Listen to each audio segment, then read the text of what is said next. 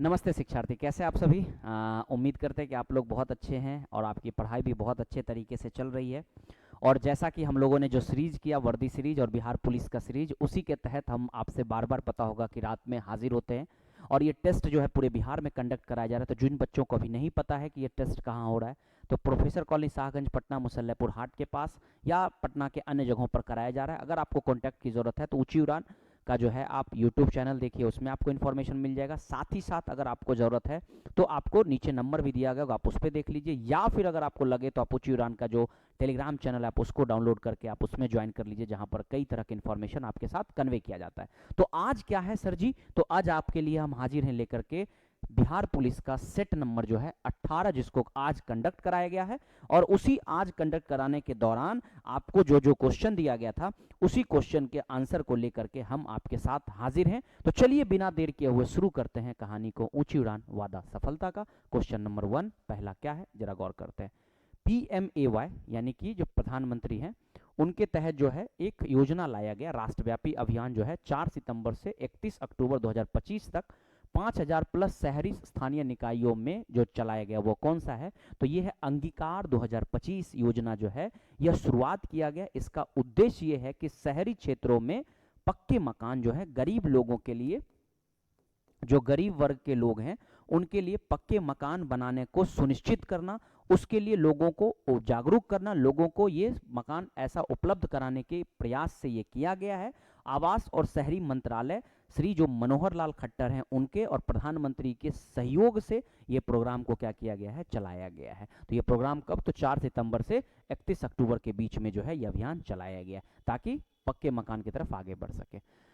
नीति आयोग 2047 तक की रणनीति के अनुसार भारत का लक्ष्य जो है दालों की उत्पादन को, जो है दालों के उत्पादन को दुगुना करने को कितना मिलियन टन में पहुंचाना है, तो ये जो है 51.57 टन को जो है वो पहुंचाना है। थोड़ा सा हम इस पे आंकड़ा पे अगर हम बात कर लें तो 2022 तक जो भारत का आंकड़ा था दाल को लेकर के, 2022 तक वो था 26.06, जिसको टारगेट ये रखा गया है कि 2047 आते आते इसको दोगुना कर देना है। यानी अगर दोगुना होगा तो 26 दूनी क्या हो जाएगा, 52 हो जाएगा, ये 26 को कर लीजिए। 2030 तक जो टारगेट रखा गया है, अगर हम आपसे बात करें 2030 तक, तो 31.45 मिलियन टन जो है वह टारगेट रखा गया है, जबकि 2047 तक जो है 51.57 मिलियन टन जो है वो टारगेट रखा गया है। तो आई होप आपका ये भी आंसर क्लियर हो गया होगा। जुलाई 2025 में भारत का कुल कोयला आयात जो है वह 2024 की तुलना में कितना प्रतिशत कम हुआ है, तो 2025 में जो भारत जो है कुल कोयला का उत्पादन जो किया है, कोयला का जो आयात किया है 2024 की तुलना में कम हुआ है। ये कितना कम हुआ है, तो 16.4% जो है वो कम हुआ है। थोड़ा इस पे भी हम अब से आंकड़ा का बात कर ले तो किशन रेड्डी जो है हमारे कोयला मंत्रालय जो है उनके पास है, और आप जान लीजिए कि भारत 2025 में जो है, 2025 में कहा जाता है कि लगभग जो है वह 21.03 मिलियन टन जो है वह आयात किया है, जबकि वही 2024 में चलेंगे तो 2024 में 25.23 मिलियन जो है वो आयात किया था। 21.03 मिलियन टन जो है 2024-25 में, और 2024 में 25.23 किया था, तो लगभग 16%, 16.4% जो है वो आयात कम हुआ है। वहीं अगले क्वेश्चन की तरफ चलेंगे। 2025 में कितने व्यक्तियों को पद्म विभूषण पुरस्कार से सम्मानित किया गया है, यह सवाल आपसे पूछा जा रहा है, कितने व्यक्तियों को पद्म विभूषण पुरस्कार से सम्मानित किया गया, तो 7 व्यक्तियों को क्या किया गया, पद्म विभूषण से क्या किया गया है, सम्मानित किया गया है। पता होना चाहिए आपको कि पद्म विभूषण जो है भारत का, पद्म श्री, पद्म भूषण, पद्म विभूषण, ये सब भारत का एक सर्वोच्च जो नागरिकता का है वह पुरस्कार है, जो कि भारत में लोगों को दिया जाता है। अक्टूबर 2025 में $500 मिलियन की संपत्ति तक पहुंचने वाले दुनिया के सबसे पहले व्यक्ति कौन बन गए, तो ये सबसे पहले व्यक्ति बन गए कौन, एलन मस्क। याद रख लीजिएगा, जो एलन मस्क है उनकी जो संपत्ति है वो कहा जाता है कि यह जो है वैश्विक संपत्ति इनकी जो है वो बहुत ज़्यादा बढ़ गई है, और इनकी जो वैश्विक संपत्ति को अगर हम बात करेंगे आपसे कि वैश्विक संपत्ति जो है वो दुनिया में सबसे अधिक बन गई है। दूसरे नंबर पर अगर हम बात करें आपको, यानी दूसरे नंबर पर अगर हम आपसे बात करें तो दूसरे नंबर पर जो है वह लैरी एलिसन हैं, जिनकी संपत्ति 150 मिलियन, इनसे लगभग माना जाता है कि कम है, और 501 मिलियन के आसपास जो है वह किसका, तो एलन मस्क का हो चुका है। एलन मस्क आप जानते होंगे जो टेस्ला है वो, प्लस आप जानते होंगे टेस्ला के अलावा जो स्पेसएक्स है उसमें भी ये काम करते हैं। तो आई होप आपका ये भी आंसर क्लियर हो गया होगा।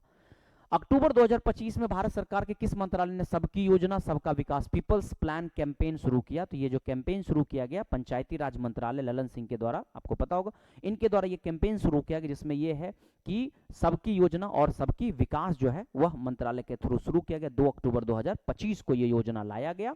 इसके उद्देश्य में ये था कि सबके लिए ये योजना और सबका विकास करना है, ग्रामीण क्षेत्रों का है ना विकास करने के उद्देश्य ये लाया गया। मई 2025 में भारत सरकार ने कितने सरकारी आईटीआई संस्थानों को आधुनिकीकरण करने का बात किया? भारत में लगभग 14,000 के आसपास में आईटीआई कॉलेज, इसमें टारगेट बेस पर हर साल क्या किया जाता है कि आधुनिकीकरण किया जाता है। तो इस बार जो टारगेट रखा गया वो 1,000 कॉलेज का टारगेट रखा गया है, ताकि उसको क्या किया जा सके, आधुनिकीकरण किया जा सके। ये दिमाग में बात को बैठा लीजिए। 8 मई 2025 को भारत सरकार ने इसका घोषणा किया है। अक्टूबर 2025 में आयोजित ईरानी कप 2025 टूर्नामेंट जो हुआ है उसका खिताब किसने जीता है? तो ये जीता है विदर्भा ने। विदर्भा जो है 93 रनों से जो है वह रेस्ट ऑफ इंडिया को हरा करके जो है ये कप जीता है। 1960 के आसपास में ये ईरानी कप जो है स्टार्ट हुआ था। माना जाता है कि जो ईरानी है वह बीसीसीआई के अध्यक्ष रह चुके थे, तो उन्हीं के संदर्भ में ये आयोजन कराया जाता है। आदिवासी छात्र के समग्र शिक्षा के लिए हाल ही में कौन सा पहल शुरू किया गया? देखिए इसको लेकर के कई बच्चे का कंफ्यूजन भी होगा। तो ये जो है तलाश करके जो है यह योजना लाया गया। कहीं इमर्ज का भी नाम कहीं कहीं आपको मिल जाएगा, लेकिन तलाश करके जो है ये आप समझ सकते हैं ना, ये जो है आपको तलाश करके योजना मिलता है, जिसमें आप बात करेंगे तो ट्राइबल जो एप्टीट्यूड्स है, यानी ट्राइबल के जो एप्टीट्यूड्स लाइफ है या स्किल्स है, tribal aptitudes life and skill of self extreme जो है या सेल्फ जो स्ट्रीम कहते हैं उसको बढ़ाने को लेकर के ये टारगेट रखा गया है। ठीक है, और ये जो शुरुआत किया गया है ये एकलव्य आदर्श जो आवासीय विद्यालय है इसके तहत इसको शुरुआत किया गया। इसका उद्देश्य यह है कि आदिवासी बच्चे को भी क्या किया जा सके, स्किल्ड डेवलप प्रोग्राम में शामिल किया जा सके। तो इसका नाम क्या होगा, आपको तलाश हो जाएगा। अब यहाँ पर कुछ आपका पता होगा कि आपको कुछ जो है छोटा छोटा क्वेश्चन पूछता है इंग्लिश में। तो mister Kalam dash is a Newton of India, मतलब mister Kalam is a Newton of India माना जाता है। The colour of this house dash white, colour of this house is house are white, है ना, क्योंकि बहुत सारे घर हैं। I will do job as the right up to my मतलब आई डू दिस जॉब, मैं ये जॉब करूंगा, as it right up to माई क्या हो जाएगा, अगर ये स्ट्रीट पे होगा, ये अगर मेरे ही रडार में हो, मेरे ही क्षेत्र में हो, तो मैं ये जॉब को करूंगा। अंजू एंड प्रीति रीति है is my friends and I know her, I know it, I know you, I know them. तो आंसर यहाँ पर क्या हो जाएगा, आपका आंसर हो जाएगा आई नो हर। ठीक है, क्योंकि गर्ल्स का बात हो रहा है तो ये हर हो जाएगा।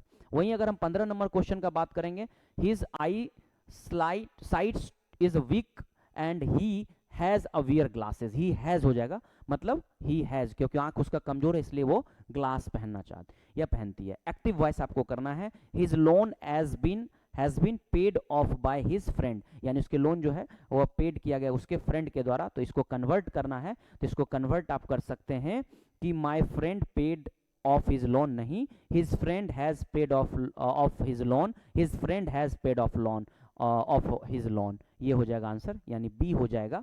उसके बाद अगर सिनोनिम्स का बात करेगा, सिनोनिम्स ऑफ रिगार्ड्स, क्या पूछ रहा है, सिनोनिम्स ऑफ रिगार्ड्स, तो रिगार्ड्स का हो जाएगा रिस्पेक्ट, यानी किसी का रिगार्ड करना, रिस्पेक्ट करना, तो आंसर क्या हो जाएगा आपका सी, डी हो जाएगा।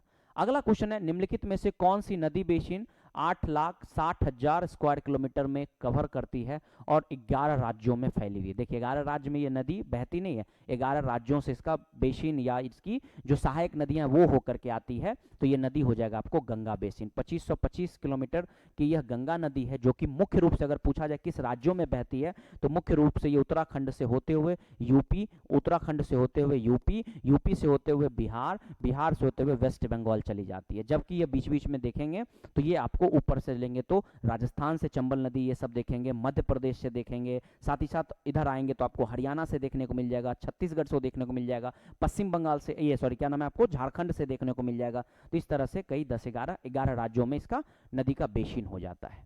बगलिहार बांध जो है वो कहाँ स्थित है? तो बगलिहार बांध जो है वह जम्मू कश्मीर में स्थित है, आपको पता होना चाहिए। और ये जो बगलिहार बांध है ये चर्चा में इसलिए था क्योंकि अभी हाल ही में जो भारत और पाकिस्तान को लेकर के युद्ध हुआ था, उसी को लेकर के थोड़ा क्या नाम है आपको, इसमें पानी को रोकने की बात की जा रही थी। निम्नलिखित में से कौन सा मिट्टी भारी वर्षा और उच्च आर्द्रता वाले क्षेत्र में पाई जाती है? तो ये जो है पीट मिट्टी जो होती है, पीट मिट्टी जो होती है यानी कि लो क्वालिटी की जो मिट्टी होती है वो भारी वर्षा वाला और उच्च आर्द्रता वाले क्षेत्रों में पाया जाता है। निम्नलिखित में से किस भाग में गर्म हवा लू चलती है? गर्म हवा उत्तर भारत में चलती है और उत्तर पश्चिम साइड में चलती है, जिसमें राजस्थान, आपको पंजाब, ये सब क्षेत्र आ जाता है। तो क्या हो जाएगा, उत्तर और उत्तर पश्चिम हो जाएगा। भारतीय नदियों का निम्नलिखित में से कौन सा युग्म जो है उसको सही करिए। और जो पूछा जा रहा है कि पश्चिम की ओर बहती है, तो देखिए ये सब जितनी भी नदी है, कृष्णा, कावेरी, महानदी, कृष्णा, महानदी, गोदावरी, उनमें से नर्मदा और तापी जो नदी है जिसका प्रवाह किधर होता है, तो वह आपको पूरब से लेके पश्चिम के साइड होता है। याद रखिएगा, ये पूछ रहा है आपको कि नदियों का पश्चिम की ओर प्रवाह, मतलब पूरब से पश्चिम की ओर प्रवाह होता है। नर्मदा, जिसकी लंबाई अगर हम आपसे बात करें, दिमाग बैठा लीजिएगा, लगभग इसकी लंबाई जो है वो 700 क्या नाम है, ये 1312 किलोमीटर जो है इसकी लंबाई होती है, और वहीं 724 किलोमीटर जो है इसकी लंबाई होती है। वहीं बात करेगा 24 नंबर, भारत में जून से सितंबर तक किस प्रकार का मौसम रहता है? तो जून से सितंबर तक मानसून होता है। मानसून जो होता है वो लगभग मई के खत्म होने पे और जून के आने पर आता है, और लगभग जून, जुलाई, अगस्त, सितंबर के आसपास, 4 महीने के आसपास देखने को मिलता है। मशरूम चट्टान जो होती है, जब हवा का अपर्दन बहुत ज्यादा होता है, हवा से जब अपर्दन ज्यादा होता है, निक्षेपण जब बहुत ज़्यादा होता है, तो उसके कारण क्या होता है, ये होता है मशरूम शेप में वह ढाल बन जाती है, तो इसलिए उसको हवा के क्षरण का नाम देंगे। डैश मौलिक कर्तव्य को संविधान के भाग 4 में अनुच्छेद 51A के तहत 1976 के 42वें, तो 10 संविधान संशोधन जो है वह जोड़ा गया। बाद में 2002 में 86वें संविधान संशोधन करके जो है एक और जो है ऐड कर दिया गया। कौन सा? तो 11वां जो है वो ऐड कर दिया, शिक्षा का अधिकार को। राज्यपाल किसकी सलाह पर मंत्रियों की नियुक्ति करती है? तो देखिए राज्यपाल जो होती है मुख्यमंत्री की नियुक्ति करती है, और मुख्यमंत्री के सलाह पर जो है अन्य मंत्रियों की नियुक्ति करती है। तो आंसर क्या हो जाएगा, मुख्यमंत्री हो जाएगा। वहीं अगर आपसे अगला सवाल पूछा जाए कि राज्य वित्त आयोग की नियुक्ति प्रत्येक डैश वर्ष में डैश द्वारा की जाती है, तो जो वित्त आयोग है, राज्य वित्त आयोग, वह प्रत्येक 5 वर्षों में राज्य सरकार के द्वारा किया जाता है। ठीक है, क्या हो जाएगा, 5 वर्षों में, 2.5 नहीं 5 वर्षों में राज्य सरकार के द्वारा किया जाता है। भारतीय संविधान के भाग 5 में अनुच्छेद 52 से लेकर के 78 तक में संघ की कार्यपालिका का जिक्र है। 52 से लेकर के 151 तक जो है वह संसद के बारे में, पूरा संघ की कार्यपालिका, संसद सब का जिक्र है, इसलिए इसका जो भाग हो जाएगा संघ की कार्यपालिका हो जाएगी। वहीं पर बात करेंगे 30 नंबर, तो भारतीय संविधान के अनुसार संयुक्त लोक सेवा आयोग के सदस्यों पर पद पर बने रहने के लिए जो आयु होती है वो 62 वर्ष की आयु चाहिए। कितने वर्ष की आयु चाहिए? तो 62 वर्ष की आयु चाहिए। तो आंसर क्या हो जाएगा आपका, 62 ईयर्स। बाकी यहाँ से जो है आपको आदित्य सर लेकर के चलेंगे। तो चलिए फिर से मिलते हैं आपके साथ अगले सेट में, अगले सीरीज के साथ। अपना ख्याल रखिए, पढ़ते रहिए, आगे बढ़ते रहिए। ऊंची उड़ान, वादा सफलता का।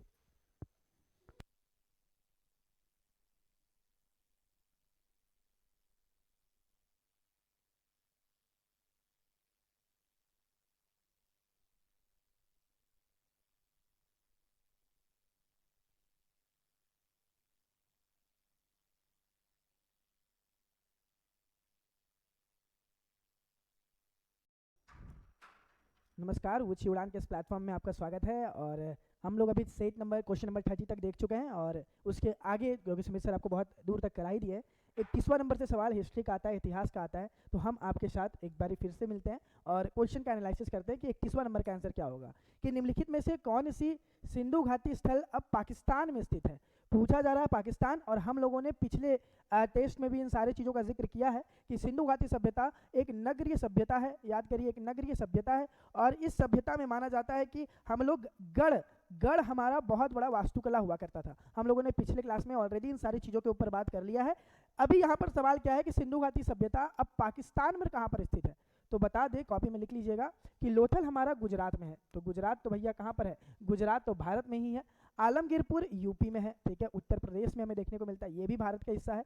और कालीबंगा राजस्थान में है। ठीक, तो ये तीनों जगह कहाँ से बिलोंग करता है? ये तीनों जगह हमें भारत से देखने को मिल रहा है। तो आंसर सीधा सीधी क्या होगा, हड़प्पा सभ्यता, जिसकी खोज हड़प्पा स्वयं होगा। ठीक है, हड़प्पा सभ्यता का ऐसा जगह जो अभी पाकिस्तान में चला गया वो हड़प्पा है। और ध्यान रखते हैं इस ऑप्शन के अकॉर्डिंग। और यहाँ पर पूछा जा रहा है कि हड़प्पा सभ्यता, तो इसमें हड़प्पा हो जाएगा कि अभी जो वर्तमान समय में, क्योंकि ये तीनों जो है वो भारत में है और हड़प्पा पाकिस्तान में है। 1921 में इसको दयाराम साहनी के द्वारा खोजा गया था। ये भी बात अपने कॉपी में आप लिख लीजिए ताकि आगे आपको एग्जाम में ये सारी चीज़ों का ज़रूरत पड़े। आते धमेक स्तूप कहाँ पर है? तो धमेक स्तूप के बारे में हमने ऑलरेडी जानकारी ले ली है। स्तूप मतलब बौद्ध धर्म से संबंधित है, ठीक है, और उन्हीं के याद में माना जाता है जब बुद्ध का महानिर्वाण होता है उसके बाद से स्तूप बनाने की प्रक्रिया अशोक के द्वारा शुरू की जाती है। और स्तूप जो है, धमेक स्तूप जो है वो वर्तमान में वाराणसी यूपी सारनाथ में हमें दिखने को मिलता है, ठीक है। तो धमेक स्तूप जो बौद्ध धर्म से संबंधित है वो सारनाथ में हमें देखने को मिलता है, ठीक है। और याद रखना है कि सारनाथ में ही बुद्ध ने अपना ज्ञान को दिया था, सारनाथ में ही दिया था। आते हैं आगे बढ़ते हैं, निम्नलिखित में से कौन सी विशेषता अशोक के धम्म की मूलभूत विशेषताओं में से एक नहीं है? मतलब अशोक ने जब धम्म को स्वीकार कर लिया, जब 261 ईसा पूर्व के बाद कलिंग के युद्ध के बाद अशोक ने बुद्ध धर्म बौद्ध धर्म को अपनाया, उसके बाद उन्होंने धम्म के प्रचार प्रसार शुरू किए और उन्होंने महामत जैसी एक नियुक्ति शुरू की जिनका काम ही होता था धर्म का प्रचार प्रसार करना। और इन्होंने राजनीति के एकीकरण, अहिंसा, धर्मनिरपेक्ष, बड़ों का आदर करना है, इन सारे चीज़ों पर बात करा था कि गरीबों के साथ हमें अच्छा व्यवहार करना चाहिए, हमारे यहाँ जो नौकर रहते हैं उनके साथ भी अच्छे व्यवहार करने चाहिए। इन सारी चीज़ों का जिक्र हमें देखने को मिलता है धम्म में। सिर्फ एक चीज़ों के ऊपर बात नहीं किया गया, वो ब्रह्मचर्य के ऊपर ध्यान रखना है। ये महावीर के द्वारा ब्रह्मचर्य को इंट्रोड्यूस किया गया था जैन धर्म में, तो ध्यान रखना है। उसका आंसर क्या होगा? सी नंबर, ब्रह्मचर्य। आगे आते हैं 34वें नंबर पे, कौन सा नगर चोल वंश के शासक के दौरान मंदिर नगर के विकसित हुआ है? मतलब कि कौन सा नगर ऐसा है जो चोल वंश के शासक के दौरान मंदिर नगर के रूप में विकसित हुआ है? तो बता दे 3 तरीके से नगर बनता है, ये भी कॉपी में लिख लीजिएगा। 3 तरीके से नगर बनता है। पहला क्या? मंदिर के बेस पे, जहाँ पे मंदिरें ज़्यादा होती है वहाँ पर। दूसरा, जहाँ व्यापार होता है वहाँ पर। और तीसरा, जहाँ शाही घराने हैं वहाँ पर, ठीक है। तो जहाँ शाही घराने हैं वहाँ भी हमें देखने को मिलता है। क्यों? क्योंकि जहाँ शाही घराने हैं, जैसे दिल्ली विल्ली वाले एरिया में आइएगा तो वहाँ पे बहुत सारे भवनें हैं और लोग इन भवनों में जाते हैं, पैसा का निवेश करते हैं। मंदिर में तीर्थ यात्रा करने जाते हैं, पैसा का निवेश करते हैं। व्यापार होता है, पैसा का निवेश होता है। इन सारे कारणों से वो सब जगह शहर बनता है। सवाल है कि चोल वंश के समय में मंदिर का निर्माण कौन से शहर में हो रहा है? तो ध्यान रखना वो तंजौर हो रहा है। तंजौर सबसे पहले मंदिर के नाम पे चोल वंश बहुत आगे बढ़ाते हैं और ये नगर बनता हुआ नजर आता है, ठीक है। तो उसका आंसर क्या होगा? तंजौर। आगे आते हैं, मिर्ज कटिका नामक नाटिका निम्नलिखित में से किसने लिखी है? तो बड़ा अच्छा ये एक हमें नाटक देखने को मिलता है, मिर्ज कटिका। इसमें हमें एक कहानी देखने को मिलती है। कहानी ऐसी है कि 2 लवर, प्रेम कहानी है इसमें, कि जिसमें जो एक पुरुष है वो एक उच्च जाति से आता है और महिला जो है वो निम्न जाति से आती है। तो शादी में जो उलझने आ रही है उनसे संबंधित ये किताब लिखा गया है और ये किताब सुद्रक के द्वारा लिखा गया। इसका आंसर क्या होगा? सी नंबर, सुद्रक होगा। सुद्रक के द्वारा ये किताब लिखी गई है। 2 प्रेम कहानी है 2 लोगों के बीच में कि निम्न जात और उच्च जात के बीच में शादी कैसे हो रही है, उससे संबंधित है।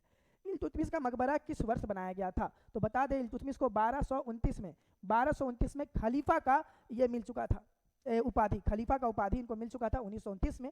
और 1929 से इनकी ये होती है और मकबरा जो है वो 1235 में इसको बना दिया जाता है, ठीक है। तो इनकी जो मकबरा है वो 1235 में बना दिया जाता है। इल्तुतमिश के बारे में याद रखना है आपको, कुतुबुद्दीन ऐबक के बाद राजा बन रहे हैं और कुतुबुद्दीन ऐबक के माने जाते हैं कि उसके बाद अगर शासन को संभाला है तो वो इल्तुतमिश के द्वारा संभाला गया है।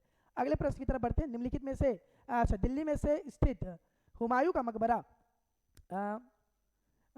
हुमायूं का मकबरा किनके द्वारा बनाया गया है? तो अगर महाबेगम भी रहता है, ध्यान रखिएगा, अगर महाबेगम भी रहता है, ठीक है, सॉरी हाजी बेगम भी अगर रहता है, ठीक, और बेगा बेगम भी अगर रहता है तो इन दोनों का आंसर सही होगा, ठीक है। कहीं अगर बेगा बेगम हो, ठीक है, कहीं अगर हाजी बेगम हो, ठीक है, हाजी बेगम हो तो वो भी हमारा राइट आंसर होगा। दोनों का मतलब बेगा बेगम को हाजी बेगम कह के भी पुकारा जाता था, इस कारण से दोनों आप आंसर लिख लीजिए। एग्जाम में मान लीजिए आपसे हाजी बेगम पूछ ले, अगर ऑप्शन में हाजी बेगम दे दे तो कंफ्यूज कर जाइएगा। इसीलिए आते हैं, जब अकबर में मनसबदारी प्रणाली की शुरुआत हुई थी तो अकबर ने मनसबदारी प्रणाली की शुरुआत की थी तो मनसबदार का सबसे निचला स्तर क्या था? मनसबदारी प्रथा आपको पता ही होगा, सवार और जात दिए जाते थे कि अगर घोड़ा की जो सेना जिसके ज़्यादा नंबर रहेगा उसका रैंक ज़्यादा अच्छा रहेगा। तो ऐसी मनसबदारी प्रथा शुरू होती है और सबसे कम जो है वो 50 नहीं, 100 नहीं, वो 10 हुआ करता था। अकबर के द्वारा इसकी शुरुआत की गई है, ध्यान रखना है। 1556 से लेकर के 1605 इनका शासनकाल, ये भी याद रखना है। और ये भी याद रखिएगा कि बेगा बेगम की जो मृत्यु है वो भी हमें 1556 में देखने को मिलती है। जो मरती हैं बेगा बेगम वो 1556 ईस्वी में इनकी मृत्यु हो जाती है और अकबर का शासनकाल 1556 से लेकर के 1605 तक का है। अजमेर के डैश शासन ने सूबा मुख्यालय बनाया था? तो ये मुगलों के द्वारा, क्योंकि ये साम्राज्य बहुत ऊपर बढ़ चुका था इसलिए सूबा जो है वो मुगलों के द्वारा बनाया गया। इसका राइट आंसर मुगल होगा। पल्लव उतनी दूर नहीं, मुगल आते आते जो साम्राज्य बहुत बड़ा विस्तृत करता है, इस कारण से सूबा जो है मुगलों के द्वारा बनाया गया है। मध्यकुलीन शब्द रक्स का अर्थ क्या होता है? एक चीज़ आप सुने होंगे, मेरे रक्स रस के कमर, तो वहीं से याद रखिएगा, रक्स जो ये है वो बेली डांस से संबंधित है, ठीक है। बेली डांस आप जानते होंगे, ये बेली डांस से संबंधित है और ये माना जाता है कि लगभग 5000 साल पहले इसकी खोज हो चुकी थी बेली डांस की। तो ये जो रक्स है वो नृत्य से संबंधित है, वो डांस से संबंधित है, बेली डांस, ठीक है, जो 5000 साल पहले खोज लिया गया था। तो इसका आंसर क्या होगा? नृत्य इसका राइट आंसर होगा।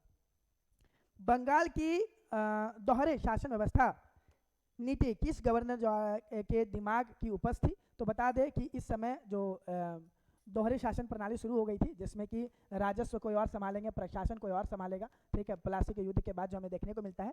यहाँ पूछा जा रहा है कि किसकी दिमाग की उपज थी। ध्यान रखिएगा, कौन ये बीज बो करके गए थे, ना कि इलाहाबाद संधि में कौन थे। हम लोग इलाहाबाद संधि का भी प्रश्न किए हैं, तो ध्यान रखिए, यहाँ पूछा जा रहा है कि किनके दिमाग की उपज थी, तो वो कौन होंगे? क्लाइव, ठीक है। क्लाइव के दिमाग की एक पहले से एक बीज बो चुके थे क्लाइव, तो उन्हीं का ये सिद्धांत था दोहरे प्रशासन वाला। तो इसका राइट आंसर क्या होगा? क्लाइव इसका राइट आंसर होगा।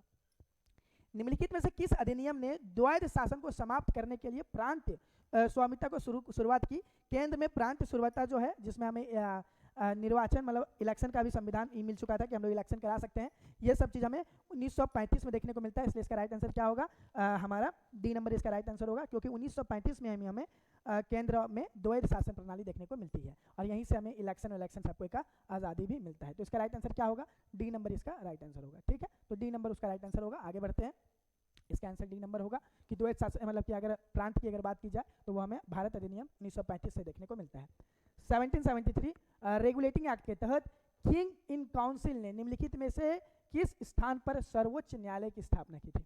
सर्वोच्च न्यायालय हम आपको पिछले भी वीडियो में बताए हुए हैं, क्योंकि कंपनी जो है वो घाटे में थी और अधिकारी जो थे, कंपनी घाटे में थी और अधिकारी फायदे में थे। इसी कारण से एक नियम कानून लाया गया और सुप्रीम कोर्ट की भी स्थापना की गई और ये स्थापना कलकत्ता में की जाती है और सुप्रीम कोर्ट फिर 28 जनवरी, ठीक है, 28 जनवरी 1950 को कलकत्ता से हट करके दिल्ली जाता है। तो ये भी बात याद रखिएगा, 28 जनवरी 1950 ये कलकत्ता से हट के दिल्ली जाता है। लेकिन आंसर क्या होगा? यहाँ पूछा जा रहा है रेगुलेटिंग एक्ट के तहत, तो उस समय ये दिल्ली में ही स्थित थी।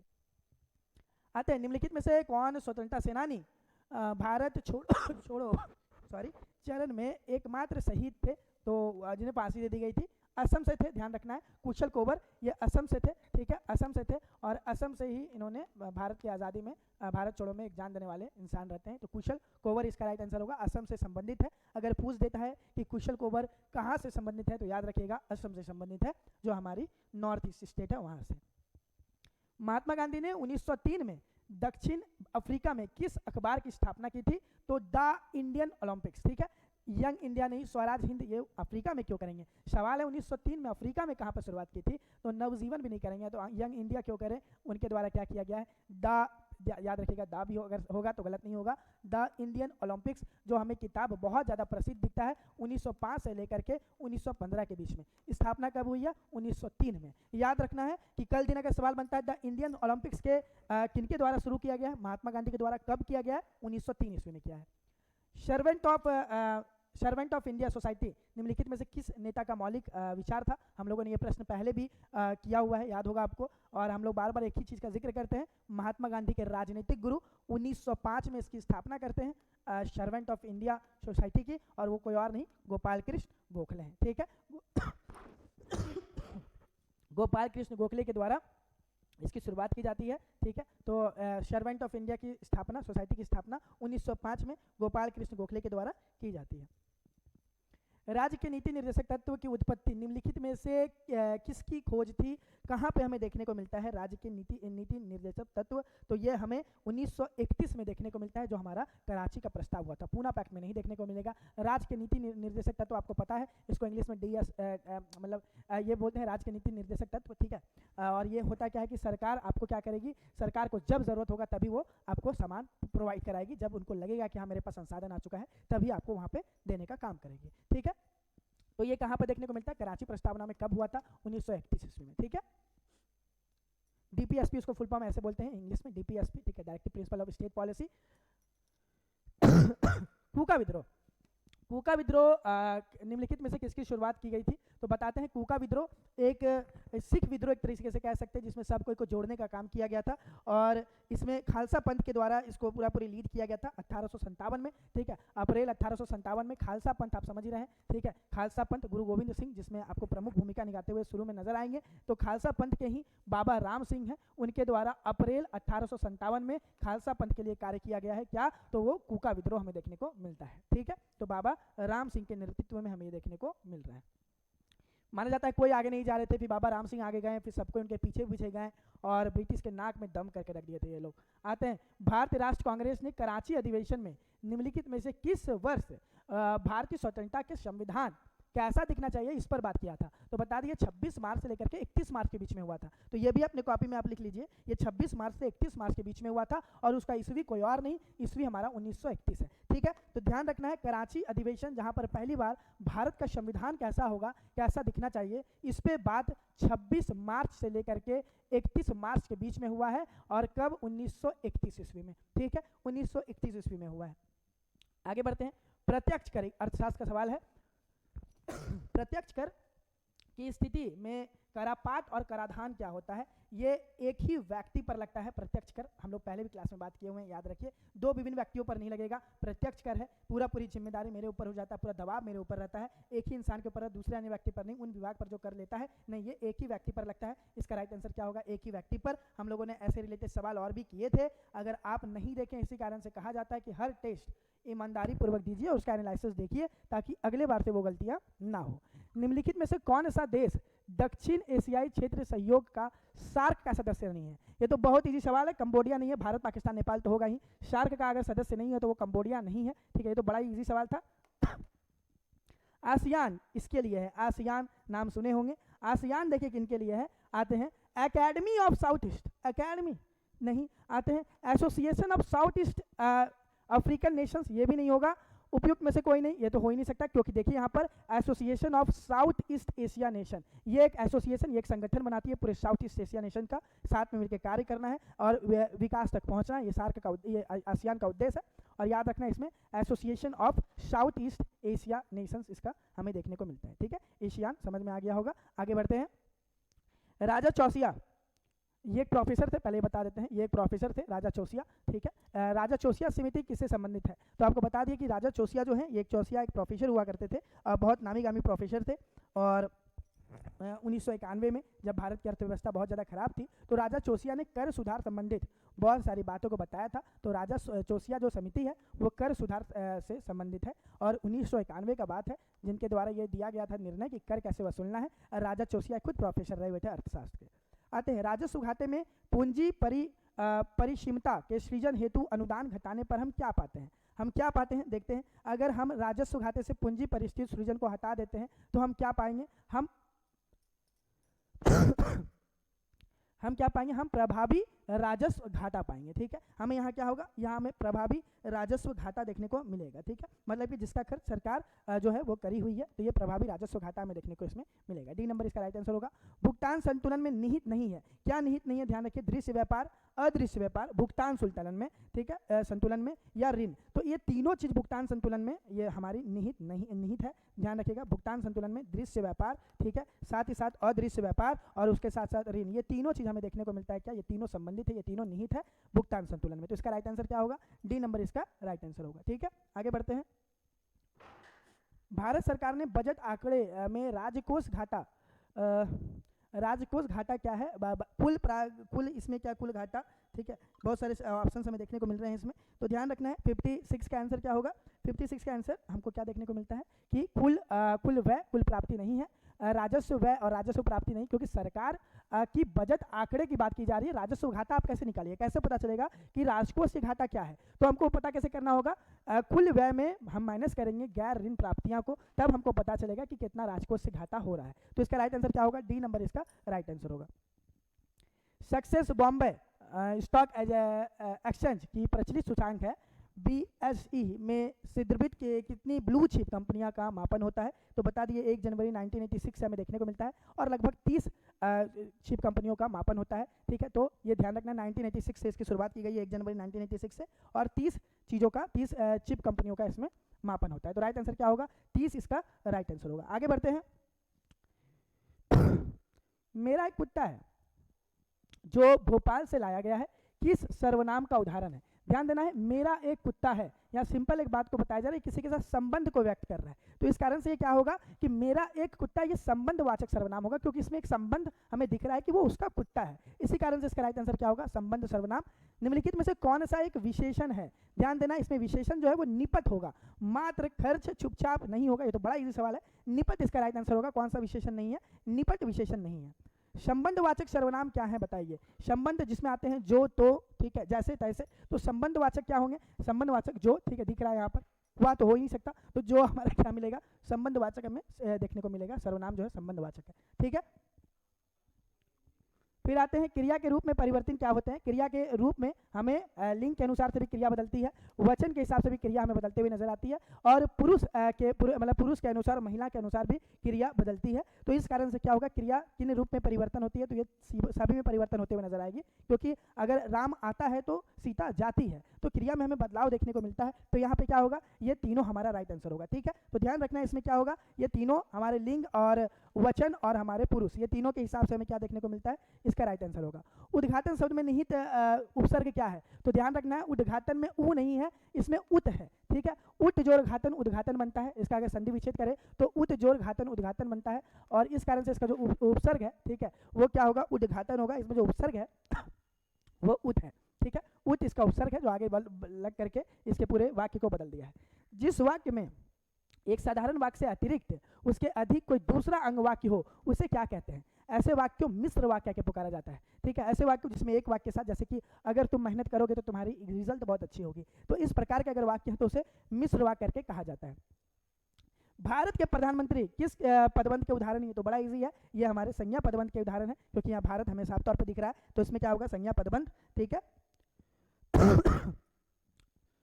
राम खाता है, कौन सा काल होगा? तो राम खाता है, ये संदिग्ध वर्तमान काल है, क्योंकि अभी खाता होगा पे है, ठीक है। खाता होगा तो ये वर्तमान ही काल है, और लेकिन संदिग्ध है, इस कारण से क्या होगा? संदिग्ध वर्तमान काल होगा, ठीक। आगे आते हैं समर क्रिया के बारे में आप क्या जानते हैं? क्या कौन सी वाक्य है? तो आते हैं, इसमें हमें क्या देखने को मिलता है कि राजू सदा रोता रहता है, हरीश बस पर चढ़ गया, सतीश ने केले खरीदे, और कैलाश छत से गिर गया। तो इसमें आंसर क्या होगा? सतीश ने केले खरीदे, ठीक है। इसका राइट आंसर क्या होगा? डी नंबर इसका राइट आंसर होगा। सक्रामक क्रिया, आक्रमक क्रिया आप लोगों ने पढ़ा होगा, तो यहाँ पे हमें देखने को मिलता है सक्रामक क्रिया जो है वो सतीश ने केले खरीदे, तो ये हमारी क्या होगी? सक्रामक क्रिया में देखने को मिलता है। निम्नलिखित क्रियाओं में से कौन सी क्रिया अनुकरणात्मक नहीं है? तो हमें देखने को मिलता है क्या? झूठलाना जो है वो क्रिया अनुकरणात्मक नहीं है, ठीक है। तो इसका राइट आंसर क्या होगा? सी नंबर इसका राइट आंसर होगा, झूठलाना, ठीक। तो अभी के सेशन में यहीं तक रखते हैं, उसके बाद जो है आपको आगे का जो विज्ञान और गणित के पोर्शन है वो आपको दूसरी सर लेकर के चलेंगे। तो ऐसे ही ऊंची उड़ान के प्लेटफॉर्म में आप जुड़े रहिए और टेस्ट देते रहिए। धन्यवाद। जय हिंद, नमस्कार, स्वागत है आप सभी का ऊंची उड़ान के सफलता सीरीज में। तो आज हम बात करेंगे बिहार कांस्टेबल का सेट नंबर 18 के बारे में। तो हम लोग इसमें कवर करेंगे मैथ और साइंस का पोर्शन। तो चलिए हम लोग शुरू करते हैं क्वेश्चन नंबर 68 से, जो साइंस को कवर करने वाला है। उसके बाद हम लोग मैथ को कवर करेंगे। हमारा 68 नंबर क्वेश्चन क्या कह रहा है? एक कार बैटरी में प्रयुक्त विद्युत अपघटन होता है। बैटरी में क्या प्रयोग होता है? एक तरह से तो दो चीज़ें प्रयोग होती है, एक सल्फ्यूरिक अम्ल, ठीक है, सल्फ्यूरिक अम्ल, और एक होता है आसूत जल। आसूत जल, हालांकि केवल सल्फ्यूरिक अम्ल ही प्रयोग नहीं होता, उसमें आसूत जल का भी प्रयोग होता है। लेकिन जो आसूत जल है ना, वो क्या, वो विद्युत अपघटक नहीं होता है। विद्युत अपघटक ये नहीं होता आसूत जल। तो हमारा सही आंसर क्या हो जाएगा? सल्फ्यूरिक अम्ल, क्योंकि ये विद्युत अपघट्य होता है। ओके। HCl कहाँ पाया जाता है? HCl हाइड्रोक्लोरिक अम्ल, ये हमारे पेट में पाचन के तौर पे कार्य करता है। नाइट्रिक अम्ल HNO3, HNO3 इसका फार्मूला होता है, HCl इसको कहते हैं। और आपको ये तो पता ही है। फिर आगे हम लोग देख लेते हैं नेक्स्ट क्वेश्चन। निम्नलिखित में से कौन प्रतिचुंबकीय है? प्रतिचुंबकीय की बात कर रहा है। तो अगर बात करें लोहा, निकिल और कोबाल्ट, ये क्या है? ये तीनों लौह चुंबकीय है। लौह चुंबकीय, लौह चुंबकीय तीनों है, ठीक है। लोहा, निकेल और कोबाल्ट ये क्या है? लौह चुंबकीय है। लेकिन जो बिस्मथ है, जो हमारा सही आंसर है बिस्मथ, ये क्या है? ये एक प्रतिचुंबकीय है। ये बिस्मथ जो है एक प्रतिचुंबकीय है। लेकिन लौह, निकेल और कोबाल्ट ये तीनों के तीनों लौह चुंबकीय हैं। फिर बात करें निम्नलिखित में से किस ग्रह को भोर का तारा के नाम से जाना जाता है? तो भोर के तारा के नाम से किसको जानते हैं? तो शुक्र ग्रह। शुक्र ग्रह, भोर का तारा या सांझ का तारा, ठीक है, सांझ का तारा के नाम से जानते हैं। सांझ का तारा के नाम से भी इसको जानते हैं। ओके। क्योंकि सूर्य उगने से पहले जो शुक्र होता है पूर्व दिशा में चमकता हुआ दिखाई देता है। फिर सूर्य डूबने के बाद पश्चिम दिशा में चमकता हुआ दिखाई देता है। वो कौन रहता है? तो शुक्र ग्रह रहता है। इसीलिए भोर का तारा और सांझ का तारा किसको कहते हैं? शुक्र ग्रह को। मंगल ग्रह, हालांकि मंगलवार यहाँ दिया है, मंगल ग्रह को हम लोग लाल ग्रह के नाम से जानते हैं। बुध सबसे छोटा ग्रह है। ओके, अब बात कर लें रिकॉर्ड करने और रिकॉर्ड की हुई डिक्टेशन को पुनः प्रोड्यूस करने के लिए प्रयुक्त उपकरण को क्या कहते हैं? जैसे ध्वनि को पहले हम लोग रिकॉर्ड करते हैं, रिकॉर्ड करने के बाद हम लोग क्या कहते हैं? उसको दोबारा सुनते हैं, प्रोड्यूस करते एक तरह सुनते हैं ताकि ये देखने की अच्छा है कि नहीं है। तो वो किसके तहत होता है? तो वो होता है डिक्टाफोन के तहत। इसमें हम दोनों कार्य कर सकते हैं, रिकॉर्ड भी कर सकते हैं और रिकॉर्डिंग को सुन भी सकते हैं। ऑडियो में, ग्रामोफोन में, इनमें हम केवल सुनते हैं, रिकॉर्ड करने की क्षमता नहीं है, माइक्रोफोन क्या है? तो ये एक तरह से ध्वनि को विद्युत ऊर्जा में परिवर्तित करने का कार्य है। विद्युत ऊर्जा को ध्वनि को दोनों को बदलने में इसकी भूमिका है। ठीक है, विद्युत ऊर्जा को ध्वनि में एक तरह से बदलने का कार्य है माइक्रोफोन का। और जो हमारा सही ऑप्शन हो जाएगा बी हो जाएगा, डिक्टाफोन। इस पर रिकॉर्ड भी होता है और सुना भी जाता है, दोनों कार्य हो जाता है। अब बात कर लें पेरिस स्थित अंतर्राष्ट्रीय खगोलीय संघ, ठीक है, IAU, इंटरनेशनल एस्ट्रोलॉजिकल यूनिट, अंतर्राष्ट्रीय खगोलीय संघ के माइनर प्लेनेट सेंटर ने प्लूटो को कौन सा नया नाम दिया? ये 2006 में हुआ था। अंतर्राष्ट्रीय खगोलीय संघ के द्वारा माइनर प्लेयर सेंटर पे एक तरह से बैठकें हुई और उस समय जो प्लूटो हुआ करता था, प्लूटो वो एक ग्रह जैसा था। जो प्लूटो था उसको ग्रहों की श्रेणी में रखा गया था। तो उस समय हमारे पास कितने थे? 2006 तक हमारे पास टोटल 9 ग्रह थे, लेकिन प्लूटो को वहाँ से एक तरह से ग्रह की श्रेणी से हटा के बाहर कर दिया गया। ओके, तब से वो क्या बन गया? वो एक उपग्रह बन गया और उसका नाम क्या रख दिया गया? 134340 134340। ये किसका नाम है? तो ये प्लूटो का ही नाम है, ओके, और यही हमारा क्वेश्चन है। बाकी अन्य भी एक तरह से उपग्रह ही हैं। जो अगर बात करें निक्स की, तो निक्स इसी का है, प्लूटो का ही ये एक उपग्रह का ही उपग्रह है। ठीक है, उसी का है। अब नेक्स्ट क्वेश्चन की बात कर लेते हैं। निम्नलिखित किरण युग्मों में से कौन सी प्रकृति में विद्युत चुंबकीय होती हैं? तो विद्युत चुंबकीय किरणें वे होती हैं जिसे किसी माध्यम की जरूरत नहीं होती, किसी भी माध्यम की जरूरत नहीं होती आगे बढ़ने के लिए। जैसे ध्वनि है, ध्वनि बिना माध्यम के तो गति नहीं करेगी, इसलिए निर्वात में ध्वनि गति नहीं करती है। ओके, तो वैसे अगर बात कर लें विद्युत चुंबकीय की, तो इसको किसी माध्यम की जरूरत नहीं होती। और ऐसा कौन हो सकता है? तो ऐसा हो सकता है, ठीक है, ऐसा कौन हो सकता है? तो ये है एक्स किरणें और गामा किरणें। ठीक है, एक्स किरणें और गामा किरणें हो जाती हैं। ठीक है, नेक्स्ट क्वेश्चन हम लोग देख लेते हैं।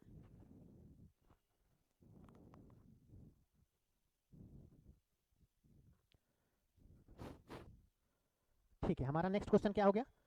कण बोसान नाम का संबंध किस नाम से है? कण बोसान नाम का संबंध किस नाम से है? तो ये सत्येंद्रनाथ बोस ने, हालांकि इस पे काम किया था सत्येंद्रनाथ बोस, दो लोगों ने मिलकर किया था, आइंस्टाइन और बोस ने। ठीक है, लेकिन हालांकि ये भारतीय हैं, सत्येंद्रनाथ बोस भारतीय हैं, इसलिए इनका नाम अक्सर पूछता है कि बोसान के साथ किसका नाम जुड़ा हुआ है? तो सत्येंद्रनाथ बोस का। जेसी बोस की बात कर ले तो जेसी बोस जो है, इन्होंने क्रेस्कोग्राफ की खोज की थी। क्रेस्कोग्राफ, इन्होंने पेड़ पौधों के इन्होंने ही यहाँ की बताया था कि पेड़ पौधों में भी जान होते हैं। ठीक है, क्रेस्कोग्राफ के माध्यम से नाप वगैरह करके बताया था कि पेड़ पौधों में भी जान होते हैं। आइजैक न्यूटन का तो नाम सुना ही होगा, गति के नियम के लिए, गुरुत्वाकर्षण के नियम के लिए। अल्बर्ट आइंस्टीन, सापेक्षता का सिद्धांत इनके नाम से जुड़ा हुआ है, सापेक्षता का सिद्धांत दिया हुआ था। फिर बात कर लेते हैं, निम्नलिखित तत्वों में से किसकी परमाणु संख्या मैग्नीशियम की तुलना में अधिक है? मैग्नीशियम की परमाणु क्रमांक कितना है? अगर ये बात कर लें तो इसका हो जाता है 12, इसका परमाणु क्रमांक 12 हो जाता है। नियोन का 10 हो जाता है, फ्लोरीन का 9 हो जाता है, सोडियम का 11 है और एल्यूमिनियम का 13 है। और पूछ रहा है मैग्नीशियम की तुलना में किसका परमाणु क्रमांक अधिक है? तो कौन सा हो जाएगा?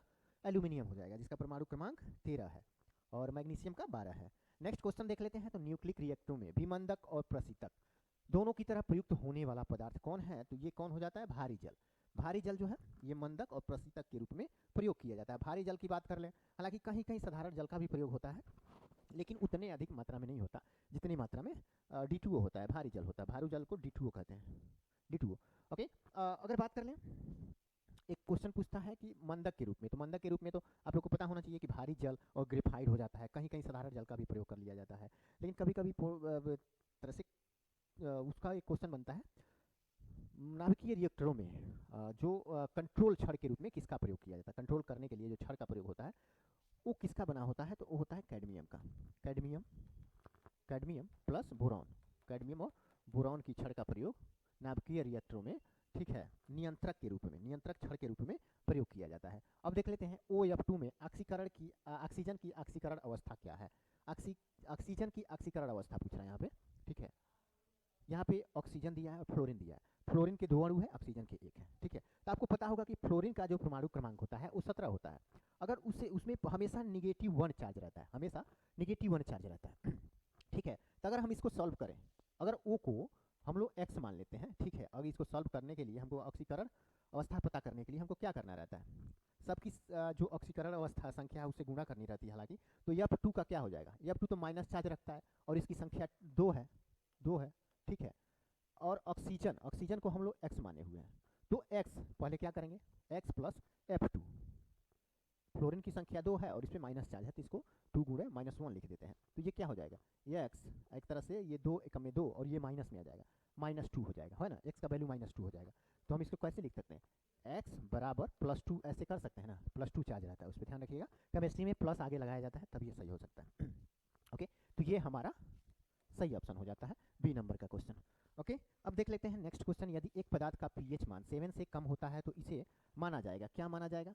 तो जो किसी भी पदार्थ का पीएच मान यदि 7 है तो उसको हम उदासीन के तौर पे देखते हैं, उदासीन। अगर इससे कम है पीएच मान तो उसे हम अम्ल के रूप में जानते हैं, अम्ल के रूप में। और जिसका पीएच मान 7 से अधिक है, 8, 9, 10 इतना है, तो ये क्या होता है, ये क्षार हो जाता है, क्षार हो जाता है, ठीक है। अब यही पूछ रहा है कि यदि एक पदार्थ का पीएच मान 7 से कम होता है तो इसे माना जाएगा, ए क्या माना जाएगा, न्यूट्रल निष्पक्ष। न्यूट्रल किसको माना जाएगा, वो तो 7 को माना जाएगा, तो ये तो नहीं होगा ना, उदासीन या न्यूट्रल कहिए, तो 7 को माना जाएगा, ये नहीं होगा। आयन तो हालांकि इससे संबंधित नहीं है। एसिड तेजाब यानी कि क्या है, ये एक अम्ल है, एसिड है, ठीक है। तो यही हमारा सही ऑप्शन हो जाएगा। अब क्षार क्या होगा, क्षार 7 से अधिक जिसका पीएच वैल्यू रहेगा वो क्षार में आ जाता है। अब देख लेते हैं स्मॉग किसका संयोजक है। स्मॉग जो होता है वो किसका संयोजक है, तो धुआं। धुआं एक तरह से क्या है, प्रदूषक है, प्रदूषण है ये, ठीक है। धुआं जो होता है प्रदूषण हो जाता है। और कोहरा एक तरह से ओस जिसको कहते हैं, कोहरा वो है, ठीक है। स्मॉग जो होता है एक तरह से जो हमारे वायुमंडल में कण के रूप में जो जल मौजूद होते हैं, तो उसमें कार्बन डाइऑक्साइड कह सकते हैं या कोई भी प्रदूषित हवा मिक्स कर जाए, ठीक है, तो उसको हम लोग क्या कहते हैं, स्मॉग कहते हैं। स्मॉग, इसमें दोनों हो जाएगा, धुआं और कोहरा, धुआं और कोहरा दोनों मिलके क्या बनाते हैं, स्मॉग बनाते हैं। अब बात करते हैं यदि दो, ठीक है, यहाँ के 79 के बाद हमारा क्वेश्चन आ जाएगा 80। जल गैस किसका संयोजक है। तो जो जल गैस होता है, जल गैस वो क्या होता है, CO प्लस H2 होता है, ठीक है। CO plus H2, carbon monoxide और हाइड्रोजन, ये मिलके क्या बनाते हैं, तो जल गैस बनाते हैं, जल गैस, ठीक है। और कभी कभी पूछ देता है प्रोड्यूसर गैस, प्रोड्यूसर गैस किससे बना होता है, तो वो किससे बना होता है, CO plus N2, producer gas, producer gas वो किससे बनाता है, CO प्लस N2 से। और जो जल गैस है वो CO प्लस H2 से बना होता है, और अक्सर इसमें कन्फ्यूजन देखने को मिलता है। अब बात कर लेते हैं कोशिका का जीवित अंश जीवद्रव्य कहलाता है। कोशिका का जीवित अंश जीवद्रव्य कहलाता है। यह किसमें बना होता है, यानी ये क्या क्या मिल के बना होता है, तो ये क्या क्या मिल के बना होता है, अगर इसकी बात कर लें तो कोशिकांग हालांकि पहले से मौजूद होता है, कोशिका द्रव्य और केंद्रक द्रव्य से मिल के बना होता है, तो तीनों एक साथ हालांकि सही हो जाते हैं, ठीक है। कहीं कहीं ये देखने को मिलेगा, लेकिन पहले से कोशिकांग अन्य कोशिकांग वगैरह उसमें लाइसोसोम ये सब मौजूद रहते हैं, ठीक है। तो ये भी उसमें शामिल कर लें, हमारा सबसे सटीक आंसर यही हो जाएगा, डी नंबर। फिर बात कर लें डीएनए के एक तंतुगछ यानी स्टैंड से आरएनए में अनुवांशिक सूचना के प्रतिरूपण की प्रक्रिया क्या होती है। देखिए, अगर डीएनए से डीएनए हो तो वो तो प्रतिकृति हो जाता है, डीएनए से डीएनए, लेकिन यहाँ डीएनए से क्या हो रहा है, आरएनए में अनुवांशिक सूचना प्रवाहित हो रहा है, ठीक है। तो किसके माध्यम से होगा, अनुलेखन के माध्यम से होता है, ठीक है। अनुलेखन के माध्यम से क्या होता है, डीएनए से आरएनए, फिर प्रोटीन का निर्माण हो जाता है, प्रोटीन का, ठीक है, ऐसे प्रवाहित होता है, ऐसे सूचना डीएनए आरएनए प्रोटीन बन जाता है, वो होता है अनुलेखन। अब बात कर लेते हैं नाइट्रोजन स्थिरीकरण जीवाणु किस पौधे की जड़ के साथ संयोजन करते हैं। जो नाइट्रोजन स्थिरीकरण जीवाणु होते हैं वो अक्सर किन पौधों के जड़ के साथ संयोजक करते हैं, संयोजक सहजीवी संबंध स्थापित करते हैं, सहजीवी संबंध स्थापित करते हैं। तो जितने भी दलहनी पौधे हैं, जितने भी दलहनी पौधे हैं उन सभी के जड़ में राइजोबियम नामक बैक्टीरिया पाई जाती है, ठीक है। वही नाइट्रोजन स्थिरीकरण में सहायक होती है। अब बात कर लेते हैं प्रतिजीव पेनिसिलिन किससे प्राप्त होता है। तो पेनिसिलिन जो होता है वो प्राप्त होता है कवक से, ठीक है, कवक। ये किसने खोज की थी, तो अलेक्जेंडर फ्लेमिंग ने, फ्लेमिंग, ठीक है, अलेक्जेंडर फ्लेमिंग ने किसकी खोज की थी? तो पेनिसिलिन की, जो कवक से प्राप्त होता है। अब बात कर लेते हैं नीचे दिए पौधे और उसके खाद्य भाग के युग्मों में कौन सा सही सुमेलित नहीं है। नीचे पौधे दिए हुए हैं और उसके खाद्य भाग दिए हुए हैं। तो जो अदरक होता है, अदरक का प्रकंद होता है, ये भी सही है। प्याज में मांसल होता है जो खाने योग्य होता है, ये भी सही है। आलू क्या होता है? तो आलू मूल नहीं होता है, ठीक है। ये क्या होता है? आलू ये जड़ होता है, सॉरी तना। आलू एक तना है। आलू क्या है? तो तना है, वो मूल नहीं है। मूल मतलब जड़ नहीं है, वो एक तना है। ओके। नारियल का खाने वाला भाग भ्रूपोष होता ही है। भ्रूपोष में पानी भी आ जाता है और जो हम लोग खाते हैं गरी जिसको कहते हैं, वो भी उसमें शामिल हो जाता है।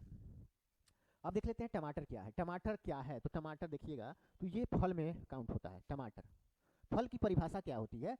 तो किसी पुष्प के अंदर मौजूद अंडाशय में यदि किसी का विकास हो रहा है तो वो क्या हो जाएगा? तो एक तरह से फल हो जाएगा। फल का विकास कहाँ होता है? तो किसी पुष्प में मौजूद अंडाशय में विकास का होना।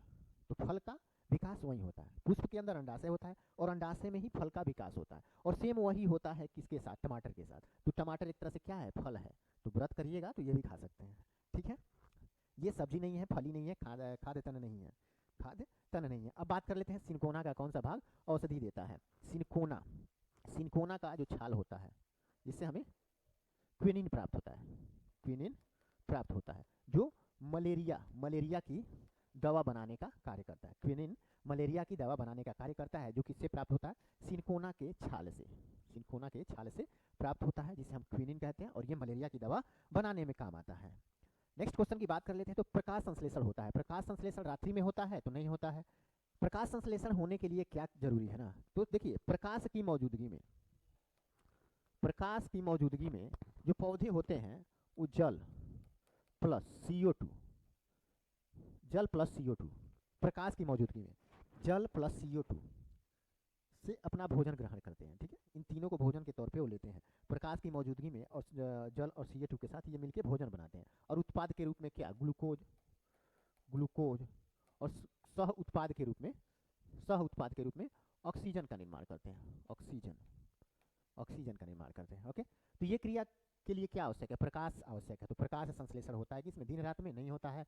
दिन में या रात में? नहीं, केवल दिन में होता है। केवल दिन सही हो जाएगा।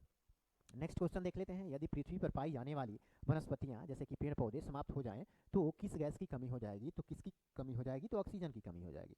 ओके। ऑक्सीजन जो हमें प्राप्त होता है वो पेड़ पौधों के प्रकाश संश्लेषण क्रिया के दौरान ही मिलता है। ओके। तो ऑक्सीजन की कमी हो जाएगी तो जाहिर सी बात है हम लोग जिंदा नहीं रहेंगे। तो हम लोग को जिंदा रहने के लिए क्या आवश्यक है? पेड़ पौधे आवश्यक है। ओके। और ऑक्सीजन आवश्यक है। पेड़ पौधे रहेंगे तो ही ऑक्सीजन, तो इसीलिए कहते हैं पेड़ लगाओ और जीवन बचाओ। देख लेते हैं नेक्स्ट क्वेश्चन हो जाता है 90 नंबर। निम्नलिखित किसके द्वारा ऊर्जा प्रकाश प्रतिक्रिया से अंधकार प्रतिक्रिया में स्थानांतरित होता है? तो ऊर्जा की बात हो रहा है। निम्नलिखित किसके द्वारा ऊर्जा प्रकाश प्रतिक्रिया से अंधकार प्रतिक्रिया में स्थानांतरित होता है? तो एटीपी के माध्यम से ऐसा होता है। अब बात करें देश का प्रथम कंप्यूटर साक्षर जिला कौन है? तो देश का प्रथम कंप्यूटर साक्षर जिला कौन है? मल्लापुरम है। केरल का मल्लापुरम हालांकि देता है। ये कहाँ है? केरल में है। ओके, केरल में है। अब यहाँ देख लेते हैं, एक बाइट निम्नलिखित में से के बराबर होता है। एक बाइट जो होता है ना वो 8 बिट मिलके बने होते हैं। 8 बिट मिलके क्या बनाते हैं? एक बाइट बनाते हैं, ठीक है। एक बाइट बनाते हैं, 8 बिट मिलके एक बाइट बनाते हैं। और 1024 बीट मिलके बाइट मिलके क्या बनाते हैं? किलो बाइट बनाते हैं। किलो बाइट, एक किलो बाइट का निर्माण करते हैं। और 1024 किलो बाइट मिलके 1 मेगाबाइट का निर्माण करते हैं। ओके, ये हो गया हमारा 92 क्वेश्चन। अब देख लेते हैं 93 नंबर। 93 अब आ जाता है मैथमेटिक्स। ओके, मैथमेटिक्स कवर कर लेते हैं। चलिए, यदि दो संख्याओं का अनुपात 5:7 है, उनका महत्तम समापवर्तक क्या है? तो 8 है, तो उनका लघुत्तम समापवर्तक एलसीएम ज्ञात करना है। रेशियो क्या है? तो 5 संबंधित 7। और यहाँ क्या दिया हुआ है? तो एचसीएफ दिया हुआ है। एचसीएफ दिया हुआ है जो कितना है? 8 है, और हमें एलसीएम निकालना है। तो एचसीएफ आपको पता होगा कि जो एचसीएफ होती है तो किसी संख्या में क्या होता है? बड़ी से बड़ी वह संख्या है जिससे सभी के सभी डिवाइड हो जाए, वही होता है एचसीएफ। तो हमको आंसर प्राप्त करने के लिए क्या करना होगा? तीनों को एक साथ गुणा कर देना होगा। तीनों को, जैसे 5, 7 और 8 को हम लोग एक साथ गुणा कर देते हैं तो हमारा आंसर प्राप्त हो जाएगा। ठीक है, तो 8 × 5 = 40 हो गया, और 40 40 को 7 से गुना करेंगे तो 728, यानी कि हमारा आंसर क्या हो जाएगा, हमारा आंसर हो जाएगा 280, 280 प्राप्त होगा। कौन सा ऑप्शन है, ऑप्शन सी सही हो जाता है, ऑप्शन सी सही हो जाता है, ऑप्शन सी सही हो जाता है। नेक्स्ट क्वेश्चन देख लेते हैं, नेक्स्ट क्वेश्चन देख लेते हैं। इतना इतना का वर्गमूल निकालने के लिए बोल रहा है, वर्गमूल। ओके, तो वर्गमूल कैसे निकालते हैं वो तो बाद में देखेंगे, लेकिन सबसे इजी तरीका क्या है, किसी का वर्ग निकाल के पता कर लेते हैं। तो इस हम चारों में को आसानी से वर्ग निकाल सकते हैं। देखिए 2 अंकों की कोई भी संख्या हो ना, उसका वर्ग निकालने के लिए हम क्या करते हैं ना, जैसे इसका आंसर 76 हो जाएगा, 76 का वर्गमूल ही है 5776। ये किसका वर्गमूल है, 76 का। देखिए 76 का अगर हमको स्क्वायर करना हो ना, तो हम क्या करेंगे, a square plus 2ab plus b square, इस फार्मूला पे हम लोग रख देंगे, इस फार्मूला पे रख देंगे a square plus 2ab plus b square. 2 अंकों की संख्या का अगर हमें वर्ग निकालना हो तो सीधा तरीका यही होता है। तो अब आपके दिमाग में क्वेश्चन बनेगा, सर ए किसको मानेंगे, बी किसको मानेंगे। तो ये जो है इसको ए मान लेंगे और इसको बी मान लेंगे, है ना, बी मान लेंगे। तो देखिए पहले हम क्या कहें, ए स्क्वायर 6 के 36 हो जाएगा, तो 36 को हम लोग क्या लिख देंगे, 6, ठीक है, 6 यहाँ से 6, ओके। और फिर 2ab 7 6 के 42, 42 दूनी 84 या प्लस इसमें का 3 बचा हुआ है 3, ठीक है, वो इसमें तो 87, 87 का 7 यहाँ पे लिख देंगे, 7 लिख देंगे, ओके। अब यहाँ पे बचा B square, B square, B square, okay, इसको बी माने हुए हैं, तो 7 7 49, 49, ठीक है। और वहाँ पे बचा हुआ 8, 49 8 कितना हो जाएगा, 57 हो जाएगा, 57। इसी फार्मूला पे हम लोग इसको सॉल्व कर लेते हैं। यहाँ पे लिखा हुआ है लेकिन इसको उल्टा रखते हैं, देखिए ए स्क्वायर इधर रखेंगे, इधर, उसके बाद 2ab यहाँ पे कर दिया, उसके बाद बी स्क्वायर इसको इधर लिख दिया, ओके। सिंपल सा आंसर हमारा आ गया, ओके। चलिए आगे देख लेते हैं। ऐसे आप किसी का वर्ग निकालना हो तो 10 से लेकर 99 तक का क्वेश्चन में आसानी से निकाल सकते हैं, ठीक है, आसानी से। अब हम लोग क्या देखेंगे, क्वेश्चन नंबर 95 क्या रखा है, ए प्लस बी और ए प्लस बी का स्क्वायर का तृतीयानुपाती ज्ञात करना है। तो तृतीयानुपाती कौन हो जाता है, ए रेशियो बी समानुपाती बी रेशियो सी, ये तृतीयानुपाती होता है। तृतीयानुपाती पूछे या चतुर्थानुपाती पूछे, ओके। तो यहाँ देख लीजिए ये हो गया अभी तृतीयानुपाती, क्या है, तो ये तृतीयानुपाती हो जाता है, ये है ना। तो ए का वैल्यू दिया हुआ है क्या, ए प्लस बी। अब हाँ एक चीज़ और यहाँ पे समझना होगा, इसको गुणा कैसे करते हैं, तो इन दोनों को एक साथ ला के गुणा कर देते हैं और इन दोनों को एक साथ ला के, जैसे कि ए गुणे सी बराबर बी गुणे बी हो जाएगा। तब सबका वैल्यू रख देंगे उसके जगह पे। तो ए का वैल्यू क्या दिया हुआ, ए प्लस बी, है ना, ए प्लस बी, और सी तो पूछ ही रहा है, सी पूछ रहा है। बी कितना दिया हुआ है, ए प्लस बी का होल स्क्वायर गुणे ए प्लस बी का होल स्क्वायर, ये हो गया। तब ए प्लस बी पे अगर दोनों को मिला दे तो 2 और 2 4 स्क्वायर हो गया, 4 स्क्वायर। देखो इसको सी का वैल्यू निकालने के लिए, सी का वैल्यू निकालने के लिए हमको क्या करना होगा, तो ये तो हो गया ना, ए प्लस बी स्क्वायर, ए प्लस बी स्क्वायर दोनों मिला के क्या हो जाएगा, ए प्लस बी पे पावर 4 हो जाएगा ना। और नीचे इधर ए बी, सी के साथ ए बी है तो A B A plus B कर देंगे, ठीक है।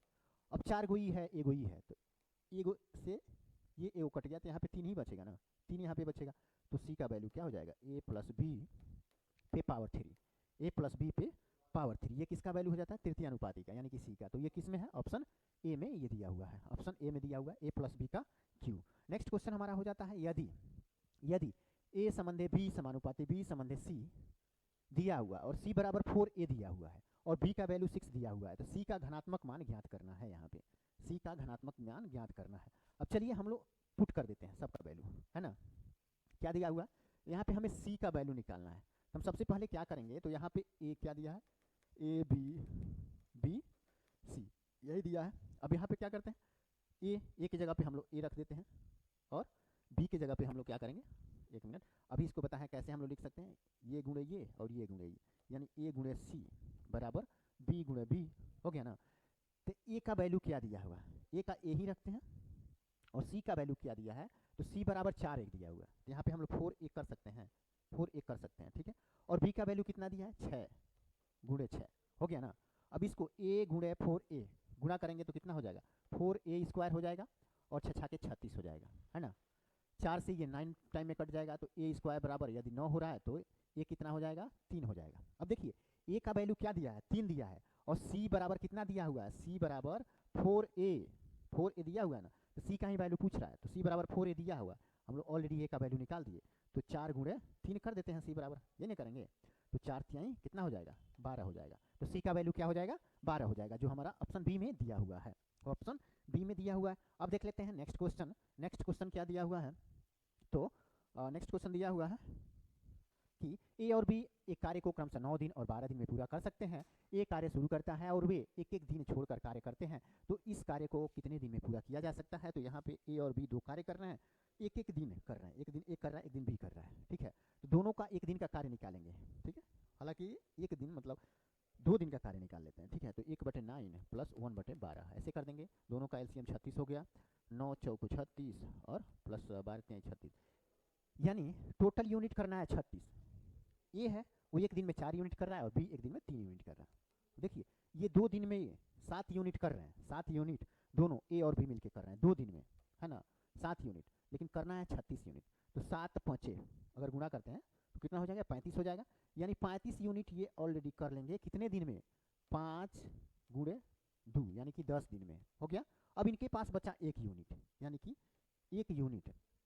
और अब नंबर किसका आ गया, ए का आ गया, ए का। ए 1 यूनिट करने में कितना समय लगाता है, तो 4 समय, तो 4 कर देंगे, ठीक है। तो हमारा आंसर यही हो जाएगा 10 + 1/4, 10 + 1/4। ओके, कौन सा हो जाएगा, ऑप्शन सी हो जाता है, ऑप्शन सी हो जाता है। चलिए आगे का क्वेश्चन हम लोग देख लेते हैं।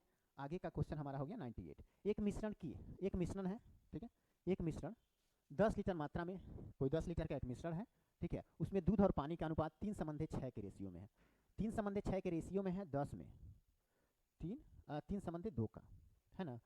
तो 10 में है 3:2, तो ऑटोमेटिक अगर करेंगे तो ये 6 लीटर हो जाता है, ये 4 लीटर हो जाता है।